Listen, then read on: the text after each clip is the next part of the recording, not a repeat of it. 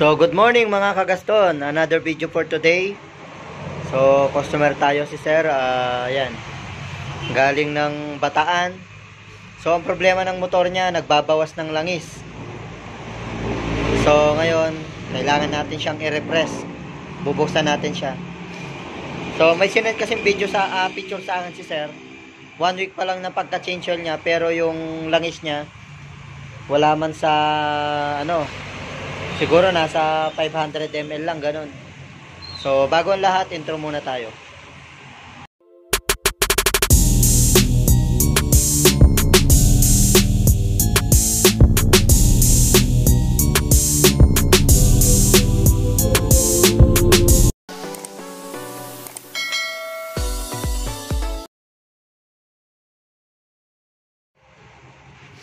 So, yun, ang gagawin natin dito, magre-repress tayo.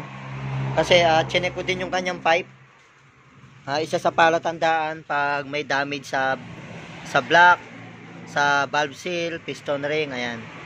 So, sumasabaw siya mga kagaston, ayan. Nakikita nyo naman yung ano niya. Sumasabaw yung kanyang butso. So, ibig sabihin, nagbabawas na to ng langis. Kasi yung langis, pag nasusunog, ayun, umuusok yung butso. So, yung motor, umuusok na yung motor. Kaya nagbabawas ng langis. So, ayan, bubuksan natin, i-check natin. Sana hindi na damage yung block kasi mahal yung block ng Raider FI. So, sana piston ring at saka valve seal, goods na. So, yun, bubuksan muna natin mga kagaston.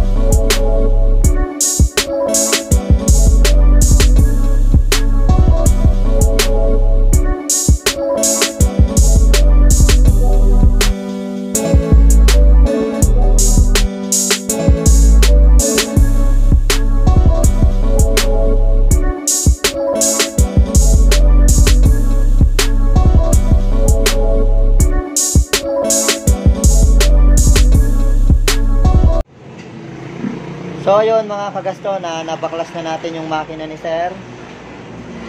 So yun, kaya pala umuusok siya. Yung ito, tignan nyo yung mga kanyang piston ring. Ayan. Nagano na ng langis. Lalo na ito, yung pinaka ano. So nung binabaklas ko tong mga to, mahirap baklasin kasi dumikit na sa piston. Ito yung dalawang maliit yung sa baba. Ito.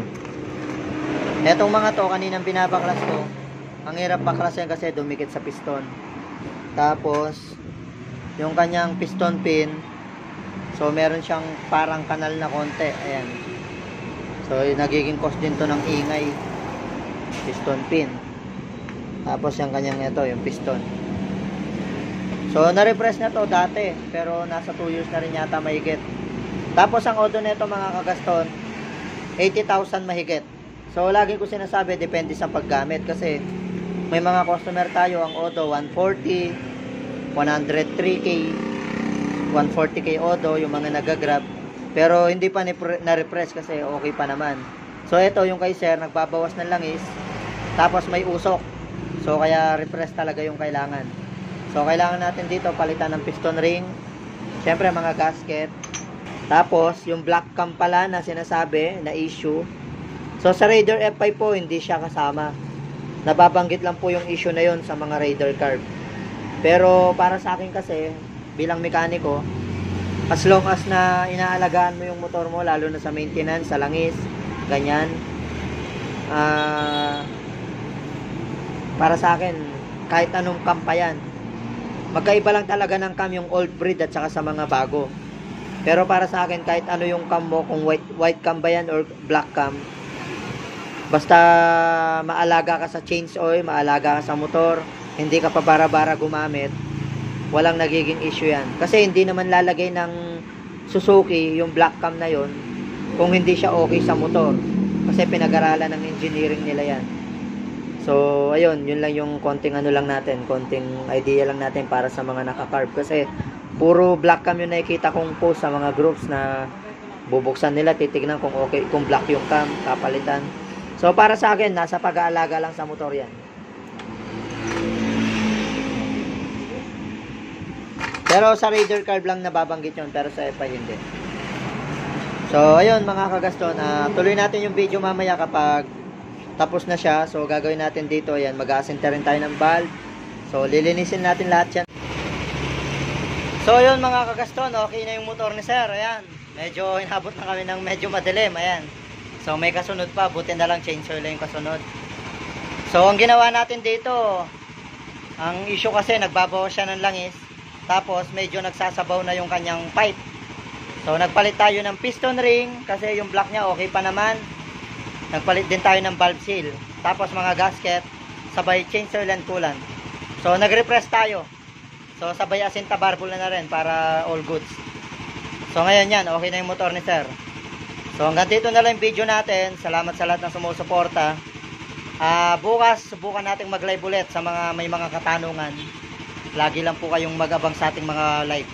So hanggang dito na lang yung video. Ayan si sir, uwi pa ng Bataan, medyo ginabi na. So hanggang dito na lang yung video. Location natin, Kakutot, Mabalacat, Pampanga. Malapit po tayo sa Dolores, Mabalacat, Pampanga. So hanggang dito na lang, salamat sa lahat. God bless.